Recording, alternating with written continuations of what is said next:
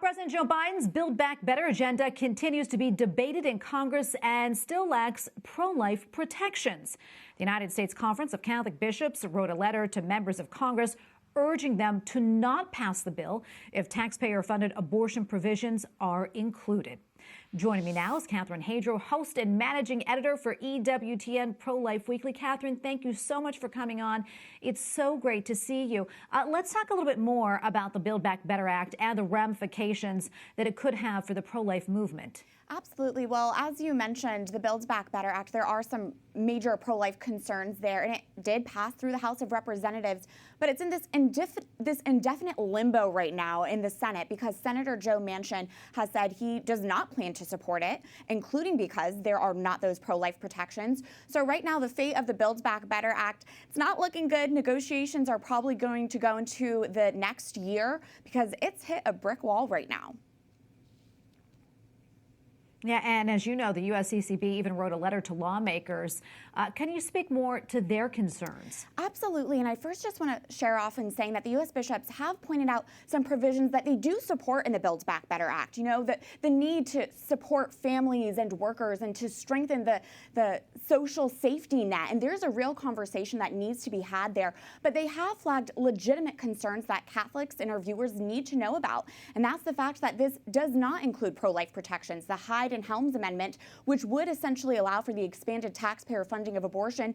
But what's also of concern is there are provisions that could effectively exclude faith-based providers from child care and pre-K programs. So this is unacceptable, and there's no way that the U.S. bishops or Catholics or pro-lifers will be able to support Build Back Better if these pro-life protections are not put into place. Yeah, absolutely. Another thing I want to talk about is the Supreme Court, the ruling last week that Texas can continue to protect the lives of the unborn through its heartbeat law. However, the court also left room for legal challenges by abortion providers. Talk about the significance of this ruling, Catherine, and does it give any indication as to how the court could rule on Dobbs versus Jackson Women's Health? Well, first off, this is really good news. Pro-life groups are applauding the Supreme Court decision that came down last week because while, yes, it will allow for some lawsuits from abortion providers to move forward and continue, it also allows the Texas heartbeat law to stay in place and to stay enacted, which, Tracy, that means more lives are being saved every single day. There was one study I saw that said the Texas abortion rate fell down by half in the first month alone. Those are real lives that are being saved. When it comes to what does this Supreme Court ruling indicate about Dobbs potentially in the pro-life future, there's a lot. I mean, again, this is good that they are allowing the Texas heartbeat law to stay enacted. That is huge news.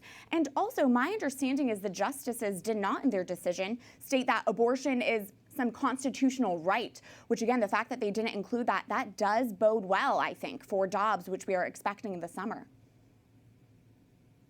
Yeah, and before I let you go, Catherine, we're going to kind of turn on to something different now, pivot here a little bit. I know that you have some really big news that you'd like to share with us. Tell us what that is.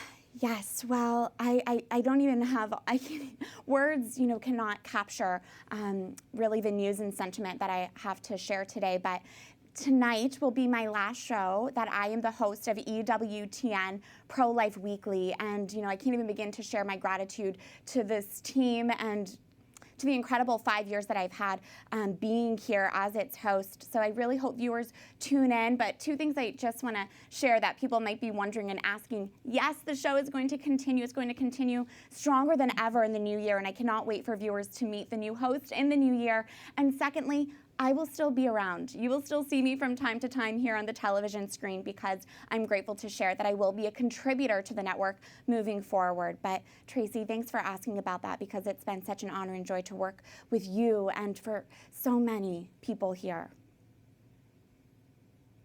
Oh, Catherine, it has been my honor. I can tell you that I don't even know how to put into words how much I'll miss you, and I know that everyone else here at the network feels the same way. I mean, you've really been such a gift to EWTN and, of course, the pro-life movement.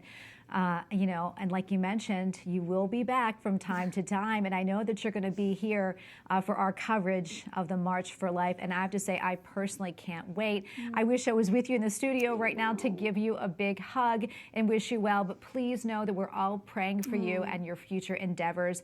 And know wherever it takes you, it's going to be wonderful. Thank you again, Catherine. And do you have any other final words?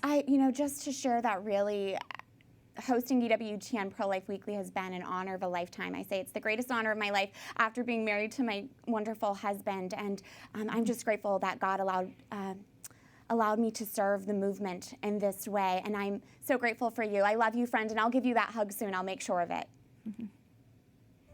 Well, I can't wait, and we all love you here, and I know the viewers do as well. And God bless you, Catherine, both you and Matt both, and we're praying for you again. Thank you.